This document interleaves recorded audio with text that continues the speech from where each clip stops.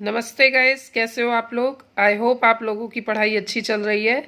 और गाइस, आप लोग इन सारी गवर्नमेंट पॉलिसी को नोट कर लीजिएगा।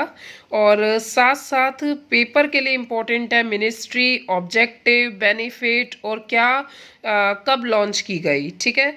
So now the next thing is guys, इस वीडियो पर डिस्कशन करने से पहले प्लीज़ आप ये वीडियो सब्सक्राइब कर दीजिएगा। अगर आप नए हैं तो शेयर और लाइक कर सकते हैं। ठीक है। सो अब हम बात करते हैं मिशन इंद्रधनुष, जो कि हमारे 2020 प्रीलिम्स के पेपर के लिए, यूपीएससी के पेपर के लिए काफ़ी इंपॉर्टेंट है। गाइस, ये जो मिशन इंद्रधनुष है ये 2014 में लॉन्च की गई, जो कि ministry of health and family welfare के अंडर में है।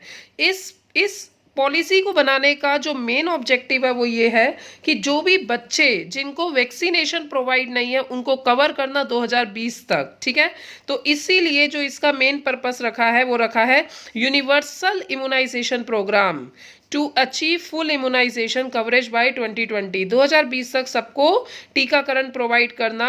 और इस पॉलिसी को WHO, यूनिसेफ और अदर जो डोनर पार्टनर्स हैं उन्होंने भी सपोर्ट किया है।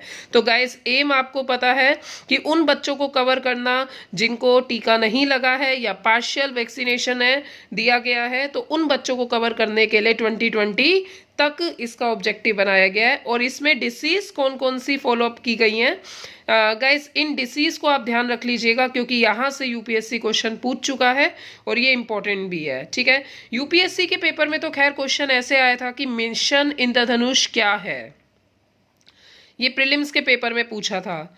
तो गाइस, एक्चुअल में बच्चा मिस्टेक क्या करता है, बच्चा लिख देता है इंद्रधनुष, नाम से पता चल रहा है 7 रंग ये वो, जबकि ये गलत है। यूपीएससी की आदत है हमेशा कॉन्सेप्ट से क्वेश्चन पूछने की। तो गाइस, आप लोग टिक करेंगे कि मिशन इंद्रधनुष का मेन पर्पस है to vaccinated the children and pregnant women, इस पर आप टिक करेंगे। बट अब हम बात करते हैं डिसीज की। तो गाइस, आप लोग प्लीज इसे अच्छे से नोट डाउन कर लीजिएगा और याद भी रखिएगा, जिसके अंतर्गत है tuberculosis, diphtheria, polio, hepatitis B, tetanus, measles, influenza, Japanese इंसेफ्लिटिस।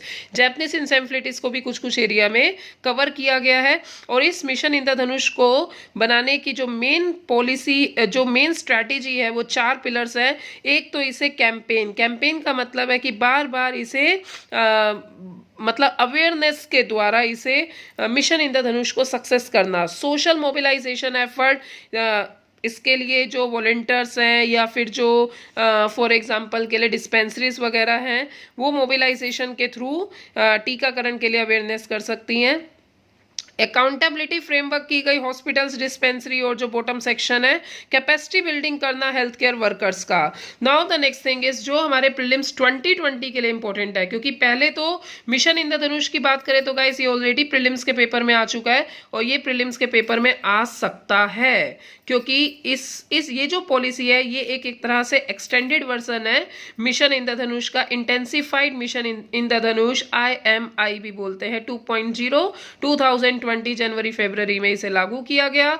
IMI 2.0 जैसा कि नाम से ही पता चल रहा है एक्सटेंडेड है। तो इसमें गवर्नमेंट का एम क्या है, एक्सटेंड करना इम्यूनाइजेशन कवरेज को, जो कि हार्ड जोन का एरिया है या जहां पे पहुंचना बड़ा मुश्किल है या जहां पर लो इम्यूनाइजेशन है, लो टीकाकरण है या फिर बैकवर्ड फैमिलीज वगैरह है, उसे कवर करना।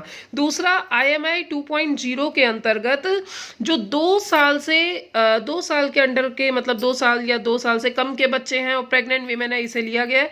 गाइस, ये क्वेश्चन प्रीलिम्स के पेपर में आ चुका है, मतलब पर उसमें मिशन इंद्रधनुष से आया था और ये क्वेश्चन आ सकता है। तो आप याद रखिएगा, 2 साल से कम के बच्चों को कवर किया गया है, प्रेग्नेंट वीमेन को।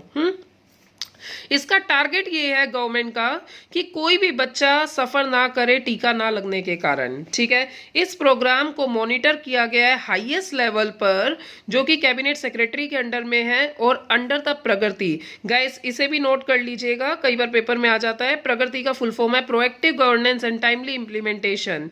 ठीक है। तो गाइस, आप लोग इस पूरी वीडियो को अच्छे से नोट कर लीजिएगा। एंड इससे रिलेटेड हमारे प्रीलिम्स में भी क्वेश्चन आते हैं।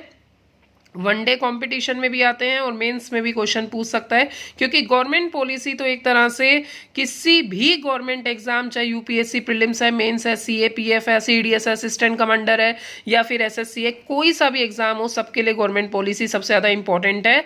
और गाइस इसीलिए मैं कह रही हूँ प्लीज़ आप इसे शेयर करिएगा ताकि हर बच्चे को बेनिफिट मिले। Thank you so much.